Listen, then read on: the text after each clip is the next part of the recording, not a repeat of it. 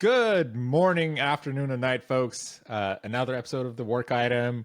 And we are on a roll with great guests. And today I have a good friend, mentor, leader, Isaac Hepworth. Welcome, Isaac. Thanks, Dan. Thanks for having me on. I appreciate it. Isaac, so I know we work together, and just hearing you talk, one of the things that comes through very clearly is that you are a problem solver and you like seeing yourself as a problem solver.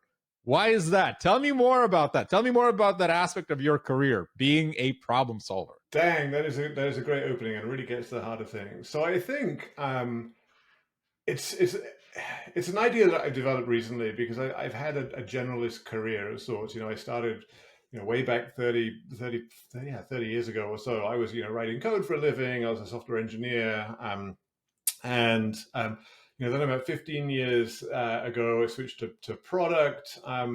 Since then, I've worked in product, in partnerships, in strategy. I've led engineering teams. I've led PM teams. I've worked in operations. And really looking back at kind of the common thread through all of these things, there were a few things which I think ties it all together, and made it clear for me what I was about. And there were really three things which I feel good at and really enjoy doing. And number one is solving tough problems. I think a product manager feels like the best fit for me because I think as a product manager, for me, it's all about solving problems. There could be organizational problems, there could be technical problems, product problems, process, operational, go-to-market, cultural problems. Like any number of problems can kind of fit into this bucket, but it's something I really, really enjoy doing. And so, as a PM, I actually, encourage PMs and folks who've worked with me in the past and been worked on product teams to think of themselves primarily as problem managers rather than product managers, and starting there and using that as a starting point, and saying, hey, here's let's look at the problem space that we're in, and the example I give there is. If you're the product manager for the retractable tape measure, you got your retractable tape measure. You're going to make it longer and lighter and more flexible, and it's going to retract quicker, and the belt to clip it, so the belt clip is going to be that much snappier and more satisfying, and it's going to get better and better as a retractable tape measure. But if you're the problem manager for measuring things, you're going to come up with LiDAR and the sonar rangefinder and AR apps on your phone for measuring things, and you're going to explore that problem space that much more expansively by thinking of yourself as a problem manager rather than product manager. And so, I started to think of myself in those terms as being someone who solves problems. And as I said, it could be organizational, it could be product, it could be tech. And in most product positions, the problems tend to be multifaceted like that. And so the success of a given product probably does depend on technology and product and process and operations and go-to-market, probably organizational challenges, probably cultural challenges, a lot of different aspects which go into shipping product. But solving problems is something I really love to do. How does one develop this mentality of being let's call it a problem manager, as you called it out? Because especially folks listening to this, some of them are early in career, mid-career, when, oftentimes when you first start off, you're given a task and say, your responsibility is this little button in this application here, right? Like, that's your feature. Good luck, run with it. So you're kind of given the tape measure and say, now you manage this tape measure and what happens to it. How does one develop this mindset of looking outside the box? I think it is. It sounds easy. It's obviously harder in practice, but stepping outside of the box, taking a step back, and looking at what are the outcomes that we're trying to drive, what are the problems we're trying to solve, how are the problems joined up to what we're building, and there was a PM team which I worked with at Google, and I was trying to figure out, there was a number of PMs reporting to me, and I was trying to figure out how to divide up responsibilities. We had a set of products. They had some overlapping features. They certainly had a lot of overlapping code and technology in these areas the PMs were working on. But it turned out that there was a very natural division of responsibilities amongst PMs in the team if we took the problem space and divided up that problem space. And even though, yes, we may use machine learning technology to solve this part and this part. That doesn't mean they're the same thing, and you need to manage these aspects separately as approaches to the problem. It also helps to take that step back and look at the problem space as a whole, and look at today's product as a secondary concern. How does that overlay on the problem space? What coverage do we have? Are there areas of the problem space that are completely unaddressed today by today's product? Are there areas of the problem space where today's product is too thin? We don't have sufficient depth of attention in today's product. And so separating product from problem, they may look very, very similar, but having that picture in your mind of there's a problem domain and there's a product domain, and certainly there's a mapping between them, and it may look like a nice isomorphic mapping. It may look like they're the same thing in different shapes. Very rarely are they the same thing in different shapes. And so you'll find that looking at the problem domain, when you map the product into it, you will find areas where maybe you're even going outside the lines. Maybe today's product has features which don't help it solve the problem it's supposed to. Maybe those features should be cut or deprioritized. Maybe you find areas of the problem which are completely unaddressed by today's product. That could be a new feature area, could be a new product line, certainly a new opportunity. And it could be where your coverage of the problem domain is just too thin to create the value that you want to. So I think that it's a perspectival shift where taking a step back and recognizing that there are two things going on here. There's a product that we have or the product that we want to build, and that's different from the problem domain. They're related, and there's a mapping between the two, but it's not one-to-one. It's something that is also interesting to see when talking to, say, startups founder or somebody that is working in the domain. They have an exciting idea. They have the technology for it, right? Like right now, everything is ML, AI, blockchain, Web3. And folks just attach themselves to technology and think like, this is a cool piece of technology, right? I built this complex thing and now I got to go find the market, instead of what you're describing is working backwards, figuring out what does this actually solve before building it. Right, absolutely. And I think it comes to customer empathy as well, and kind of how we think about customers and users and designing for users. And user-centered design is not the process of going and interviewing users, what do you want, and then going and building that thing. It's the process of having an empathetic or ethnographic approach to understanding what are the problems, what are the outcomes, and I would, I've used these techniques before in the past as a PM, talking to customers, not asking them what features do they want, but what problems are you trying to solve? Tell me about your workflow. Tell me about which things about it annoy you. Tell me which things feel useless or duplicative. Tell me which things feel too frictionful. Tell me where you feel like the effort required to use the product is too much for the value you're getting from it. But really getting at, what's not just a list of, hey, wouldn't it be great to have these 10 features in a product, but an understanding and the empathy for the problems they're trying to solve and the outcomes they're trying to drive. And I think it's a vital success factor, I think, for PMs to approach customers in that way and really understand what is it they care about and what is it they don't care about. And I think you can even internalize this and begin to talk about, goal setting or, even OKRs if you have them around, but formulating them in terms of the success of your own customers. And so rather than saying, how many, how many comments in a document can we get customers to create tomorrow? If I'm the PM for the commenting system, there isn't a customer in the world who wakes up in the morning wanting to make more comments in the document. They have things to do, they have outcomes they want to achieve, and it's a matter of how can we help them get there? And comments is a part of that. But making sure that you're thinking of your own goals in terms of your customer success, solving their problems, I feel is a big part of PM.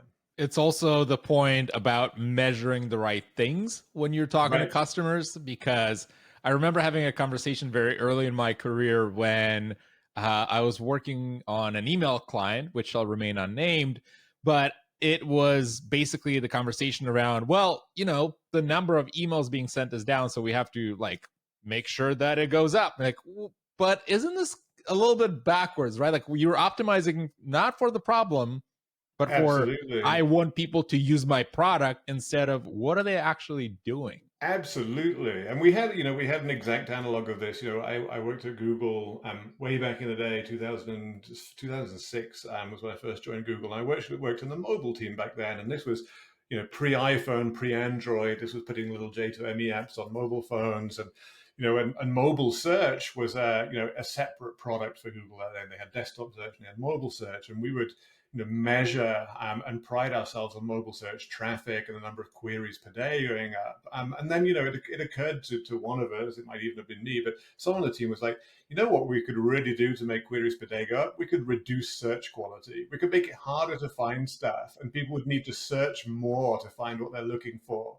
And that really introduced me to this idea of these kind of confounding metrics, or these measurements which were cross purposes with customer success. Because yeah, absolutely, the perfect search product is the one where I go, it knows what I'm looking for and serves it up for me even before I've typed a query. But certainly, yes, you can get more mobile search volume by making mobile search quality lower, and obviously that was in nobody's interests. But it was important to point out that this metric of queries per day, yes, it was great as a pride thing. It gave us a sense of the way the industry was moving.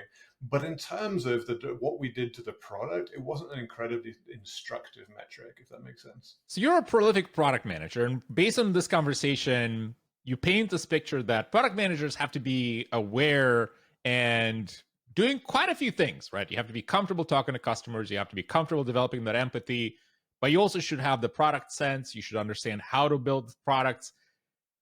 Do you see the value, and this is something you called out earlier about being a generalist, where you're spread pretty thin across different areas because, I mean, in product life, there's always stuff to do.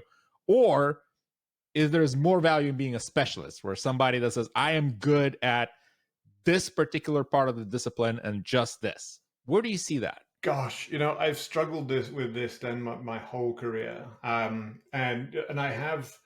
I have been a generalist, and I spent after that time at Google back 2006 to 2010. I left and joined Twitter, and Twitter was 100 or so people at the time, and I was 5 years there, and I started doing product. I worked in partnerships, I worked in brand strategy, media strategy, and operations, partner engineering. I had a whole bunch of different teams.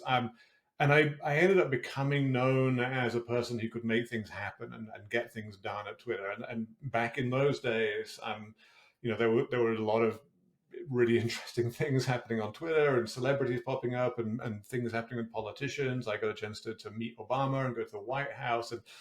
But through all of this, my business cards at Twitter ended up saying, Isaac Hepworth, and my title was Unusual Projects. And it literally said that on a business card. And I kind of loved it at the time. A super cool business card. But there was a time at Twitter where I lamented to my boss that, like, I don't really have so much of a career here as just a collection of initiatives, right? What does my resume look like after 5 years at Twitter? It looks like, hey, you've done a whole bunch of super cool things, but what does that add up to? And so I think, being known as a generalist, it helped me at Twitter. I got involved in a whole bunch of stuff, things which I wouldn't otherwise have been able to do. But certainly there's a tension there with with folks who are very specialists in a particular area, and folks who are growth specialists or engagement specialists, or consumer product or industrial design specialists, or whatever it be. I've never really developed any of those specialisms, and I still think of myself as a generalist. And it's still, and I'm as I look for work now, I'm in between jobs and I'm looking for work, and it's still something of a struggle to explain what it is I do. And so it comes back to these three things I talked about at the beginning, where number one was solving problems, number two was making teams work better, and number three is coaching and mentoring folks who are earlier in career. And these are three things that I can speak to, which I think I do really well. I certainly really enjoy doing them. And these tend to be things which I refer to when I'm interviewing or I'm in the market looking for work and people are asking me what I do. I say, well, here are the three things I feel really good at, and I really enjoy doing. And I'm looking for a job which allows me to exercise these three muscular groups, as it were. Do you see also a difference as to how the product role is different at startups versus big companies? Because you have experience working at very big organizations. Like Google is arguably one of the biggest, Microsoft the same way, but you've also worked at startups, so you have the perspective. How do they differ across the two? I mean, I'll talk to my recent experience. I left Microsoft last summer and I went to a startup, and so I went from what 180,000 person company or something to an 18-person company. It's a bunch of orders of magnitude. Um, and I think the biggest thing for me was the set of problems that are in front of me and the internal friction surrounding those problems. So I think at large companies, that you tend to find, or my experience has been, that there tends to be more internal frictions. You may have 100 things you want to get done.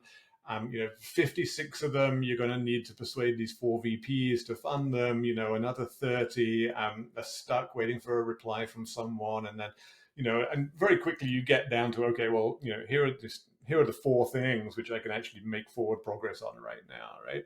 And I went to the startup I went to in the summer. I found myself with 100 things to do. Any one of them I could just pick up and go do, right? And so the problem is inverted at that point, and suddenly it's not a question of what's the minority of things I can actually make traction on. It's kind of the 100 things I might do this week, I've got time to do 5. Which 5 should they be? And so the problem becomes one of prioritization, sequencing, dependency mapping, effort versus impact, trying to figure out. There's so much stuff you could do, and there's way more than you have capacities for, and none of it is held back by internal friction. None of it requires multiple levels of approvals or socialization of this deck or this proposal or whatever it may be. All of it can just be picked up and you can run with. And it's very it was a change of pace, and I found it very refreshing. And actually coming back to Twitter, it reminded me about joining Twitter at 100 or so people. It was a company where it felt like no one had ever built a Twitter before. It was brand new to the world, and the company and the product had so much running room. There was a vast expanse of nothingness the company could just run in, and the problem wasn't kind of what should we do next, or where's the value. It was like, of all the things we might possibly do next, what's the handful that we can actually accomplish in the near term. And it's just a very different approach. I think big companies have the benefit of there's lots more organizational problems to solve. That's something I really enjoy.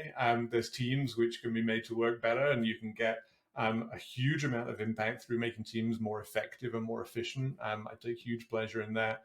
Large companies are well resourced. They tend to have a much bigger impact on the universe as a whole. And so it's there's a balance there, and like you said, I've worked at small startups and worked at 6-figure 100,000 plus companies, Google, Microsoft, and so on. And it's actually interesting. I mean, the thing about Microsoft, which stands out as a company different from, say, a Google, which is a comparable size, at least the same order of magnitude, is the age of the two companies. Microsoft is literally twice the age of Google. It's 46 to Google's 23, more or less. And Google grew up on the internet. It absolutely grew up on the internet from day one, and Microsoft didn't. And that shows up everywhere. And it's really fascinating. Microsoft has this richness of history and people who've seen a lot and been through multiple versions of the company, been through multiple CEOs and multiple business models, multiple product lines, multiple go-to-markets. It was a company which shipped software on floppy disk, and and is now doing great in cloud.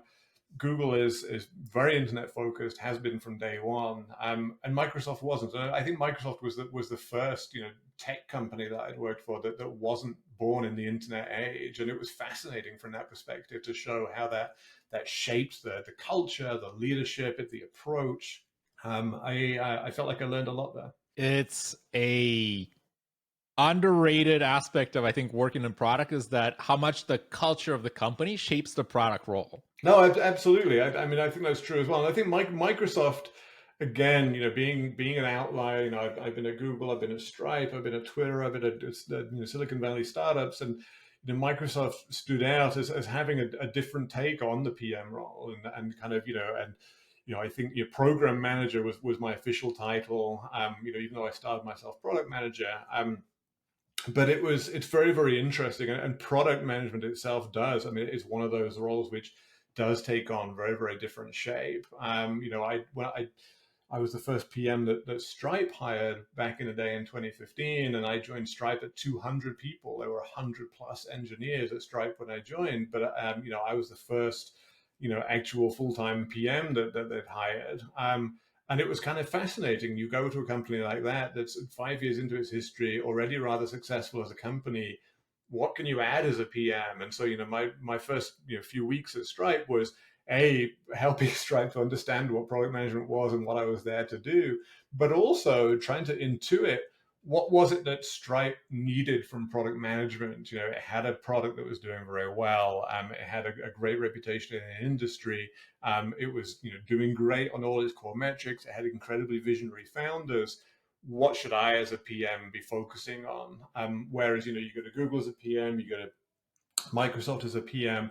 Every place you go, there's a slightly different flavor of need, has been my experience. Yeah, and the scope of the job is different too, because being at Microsoft, being a program manager and then moving to a product manager, it almost feels like the constraints are slightly different, and they jump between companies, and sometimes they're kind of mapping one to one, and sometimes they don't. And this is where talking to somebody who has experience at Google as a product person, they're going to give you a completely different perspective than talking to somebody who is a PM at, I don't know, Twitter or Meta or any Right. other company. Absolutely. And that, that I think there's also kind of, there's a phenomenon of contagion there as well. And so, coming back to a Twitter example, when I joined Twitter in early 2010, 1 in 3 people at the company were ex-Google people. And so, it had the contagion of Google, and Twitter eventually adopted OKRs, and, it had,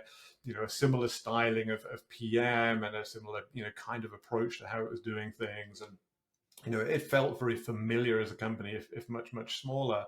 And so I think that you're right, that there's it may look on paper like there's a mapping from one to one from PM at this company to PM at that company, and it's not often the case. But I found it to be often the case that there's certainly there's echoes of PM at other organizations. And so I have never worked at Facebook, but I had lunch today with someone who used to work at Facebook. They're at Google now. And their comment was, well, so many people who are at Facebook, have been at Google in the past, and there is a kind of a cross contagion effect going on both culturally, in terms of the approach to business, and certainly in terms of things like role definition, laddering, and so on. It's a fascinating industry. Coming from Amazon, my first thing that I started doing, just kind of non-intentional, was like, where's the PRFAQ for that? Where's that 6-page document for that? And you're like, yeah, we don't do that here. Like, oh yeah, right. We don't. I get it. But if you have a number of people, I would imagine that we're similar in those approaches. And like you said, you have folks from Google that all went through the same experience. Mm-hmm. Then it's easier to push for that kind of cultural contagion, as you describe it, because you have all these people that do it this way. We should probably do it this way too. Why not? Right. No, it's true. On the other hand, there's also the kind of the flip side of that effect, which is people arriving, and I say this as ex-Google, people arriving from Google and say, well, the way Google does it is X, and as if that is the only and standard and right way to do things, and of course it's not. And there are other approaches, and that arguably better in many ways. Ultimately, the PRFAQ, I really love as an approach. Ultimately, though, I think of myself as a pragmatist, not a dogmatist, right? And so I think PRFAQ is a tool to get a job done. And the job is setting expectations, aligning around a common vision, teasing out disconnects as early in the process by writing things down and inviting people to disagree with it and query parts and push on parts. And I think at Amazon, that takes the form of the PRFAQ.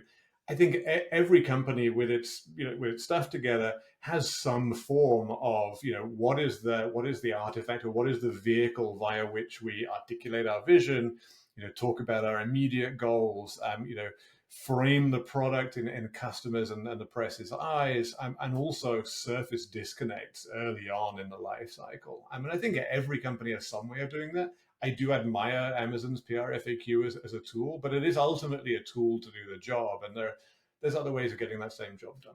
I think there's a certain degree of that intersection between what you're describing as the pragmatism and dogmatism, because even at Amazon, like PRFAQ, fantastic tool, but I just remember just the grueling, we'll have to read every single word, and like you cannot use the word many because you have to be precise. And then you're just like, these are like, look, we get it. It's an implementation detail, right? Like it's not Right, necessarily right. like I need to now get the perfect, you know, uh it's like a narrative, like I'm a writer, which hey, it brings a lot of clarity of thought. It brings a lot of kind of intentionality to that process, but also sometimes it felt like, but that's not the point, right? Like we have a product to ship. Instead, we're reviewing 6 pages for a month, which it just again is different. It's a different culture. It's true, and I think I lose patience with these things when they become dogmatic, and when the pragmatic value of a thing has been exhausted, and we've gone into the realm of dogma. But I think and one of the commonest failure modes I think of product initiatives is different expectations or different conceptions of things living undetected in people's heads, and so if we're initiating, hey, we're going to do project X, establishing as early as possible a completely a universal and common understanding of what project X is and isn't, I think is really important, because I have certainly seen the scenario where you don't do a good job of that, and you're about to ship 1.0, and 2 weeks before you ship, somebody says, wait, I thought feature B was in there. And someone else was like, no, that's going to be a fast follow release. And someone pipes up, well, I have a customer depending on that. But I thought the philosophy of the product was X. And these disconnects can really ruin projects. And I've certainly seen it as the risk you're continually running when you have more than one person working on something is that what I have in my head is different from what you have in your head in some subtle way. And in many cases, maybe that small difference, hey, it'll all come out in the wash, it won't make any difference at the end of the day. In some cases, it can be catastrophic. Like if I have in my head something that's different from what my boss has in his head, or if I as a PM have something slightly different from my eng or design counterparts have in their head, that can be really damaging to a product initiative. And so I think there is a huge amount of value in having that exercise of level setting up front. And the best way I've seen for that to be done is in writing. I've never seen a better way for that to be done. Write down, like you say, it really drives clarity of thought. It really shows up, where as a PM, where are the gaps in my thinking? Where have I not thought this through enough? Where do I know myself that this part of the document is weak in the way it lays out the argument or whatever it is? But also, if I write this thing up and I share it out with as many people as possible and invite them to say, where have I not thought things through? Where do you disagree with what I wrote? Where have I gotten the wrong idea? Where are we not on the same page? And let's dive into those and resolve those as quickly as possible, because you can really suck the risk out of a project by trying to front load that process of resolving these disconnects. That's also why I try to push back on meetings and instead let's write documents, because Totally. man, it's so hard to get to the truth in a meeting, Yeah. because it's always that kind of tension between somebody has to say something because you're in a meeting Right. versus let me actually noodle on this, think through the problem, give you my Yep. concrete feedback, and tell you, have you considered this other thing? Because on the spot, it's very hard to come up with those things. Right, absolutely. And you must have seen this as well, where, four people can leave the same meeting with like between them six different ideas about what's going to happen next, right? And Yes. it's no good. So I think I'm not saying that meetings are useless Oh no, of as a course not. business artifact, but I think that there's a lot to be said for writing things down. And I think, it's interesting as I joined Microsoft early 2019 to lead a team there, and I was pretty much the only remote worker. Everyone else was in Redmond in HQ. I'm here in Boulder, Colorado. And a year later, the pandemic hit, and suddenly there were a lot of work practices being adopted to support remote work, which are actually just work best practices. They're nothing to do with remote work. They're just like they're just being adopted late. Things like hey, let's be conscious of people's time zones. Let's write things down. Let's allow people to work on things asynchronously together. Let's make sure that people are given the opportunity to speak up in meetings, or someone who wants to review a document and contribute to an idea. Maybe they don't feel comfortable speaking up, or maybe English isn't their first language, but they can contribute in the form of doc comments, or taking the time and asynchronously working on a shared artifact. And I think that many of these practices which we're seeing now come into teams to support the fact that here we are all in our separate rooms working on the same thing remotely. These aren't just best practices for remote work; they're best practices for work. It seems to me. And speaking of these practices, you have put together a document that at some point also inspired me to put the same document, which was called Working with Isaac. Yeah. Tell me more about that. What kind of made you create this personal README, if you will? Dang, there's a story behind this. So I wrote it when I was at Google, and part of the document. In fact, I think the last part of this document is kind of what I value at work, and it has a list of things which I think are important. And part of the motivation for this document was realizing that not everyone has the same work values, and actually that's okay. That's to be expected, but I guess somehow it hadn't really occurred to me that I might end up working for people or with people who value different things or prioritize different behaviors. And I found myself working for such a person at Google, and I found it very, very difficult to get on with this person. I struggled for a long time with this person as a manager. How was I not establishing a rapport? How was I not able to, kind of work easily with this person? It was a very unfamiliar experience for me. And after a while, it probably took me a few quarters, but after a while, I realized, I had this epiphany. It's not that like I'm a bad person and this person's better than me, or it's not that they're a bad person and I'm good and their right way is wrong and I'm right. It's simply that we had a different set of values and priorities. And it caused me at that time to realize I'd never written mine down. And so I wrote mine down and ended up writing a thing. At the time, I was hiring and building a PM team. And so I thought it would be useful to have an artifact, which kind of provided some sort of README to me as a manager, as a leader, as a worker, and help people to understand where I was coming from and the things that I valued, the things I thought were important, how I approach my work. So I wrote this document. I shared it with my team. I shared it with people who were considering joining my team. A number of people at Google saw this document, and it's on GitHub, so they forked it and made their own versions. There are other versions. I think, in fact, if you search on Google for manager README, it's a thing. There's a phenomenon. There's a site for them and everything, and lots of different approaches to it. But I found it useful for me to write down. I've been told by others that they found it useful in terms of how to approach me as someone to work with. But it was particularly gratifying for me when people started to fork it and take it and make it their own. So you did one, a colleague we have in common, Elena Salix did one herself.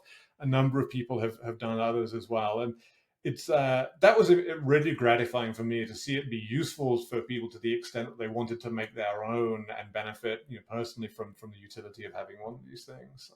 It surprised me, to be honest. When I wrote it, I didn't expect it to become much, but it surprised me to get so much good feedback on it and have people adopting similar things.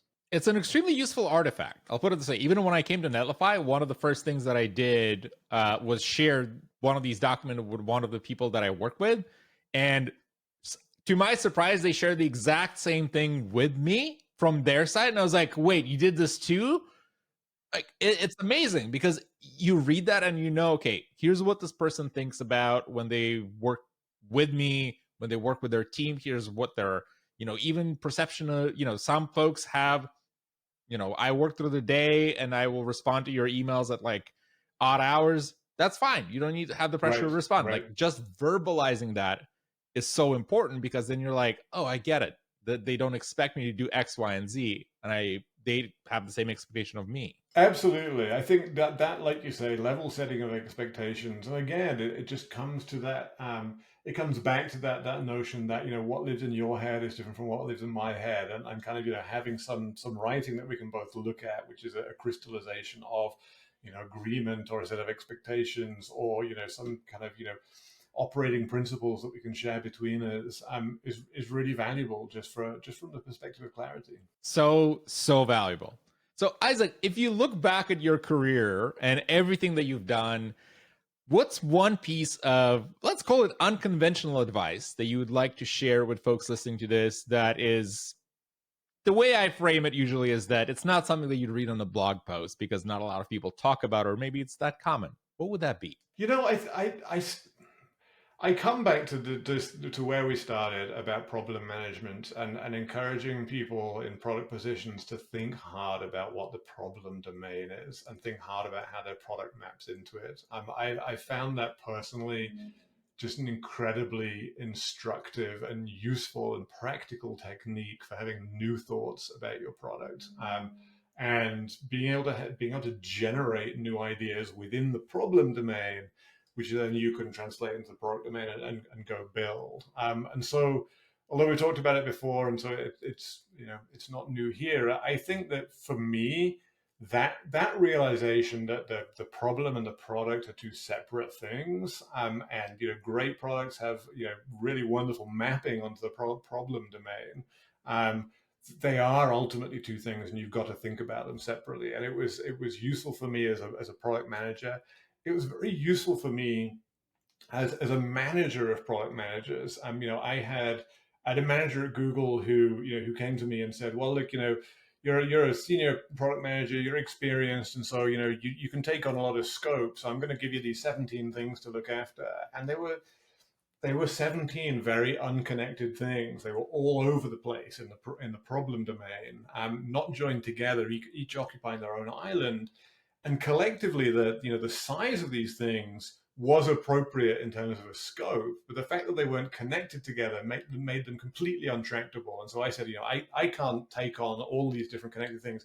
If you gave me the same number of things that were the same size, but they were all adjacent in the problem domain, sure, I got it. That every day, give me that.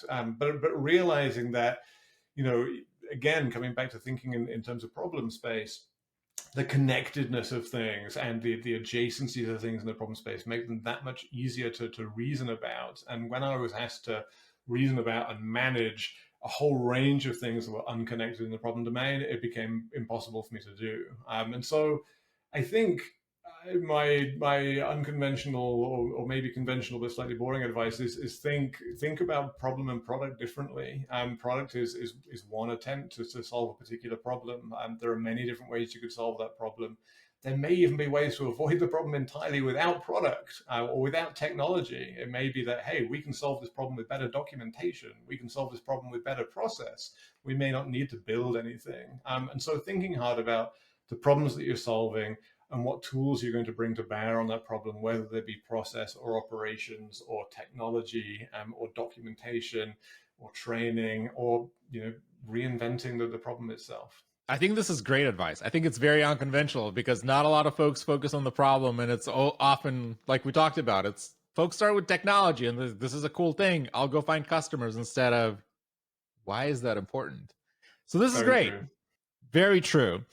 Isaac, where can folks find you online if they want to follow you? And the best place to find me is on Twitter. I'm on Twitter all day. Isaac H. That's ISAACH. Is my username on Twitter, or you can just Google for me and find me there. Twitter is Twitter is one of my favorite products, to be absolutely honest with you. It has a ton of problems. There are many ways in which it could be improved, but it's literally changed my life. I've made friends on Twitter. I found jobs on Twitter.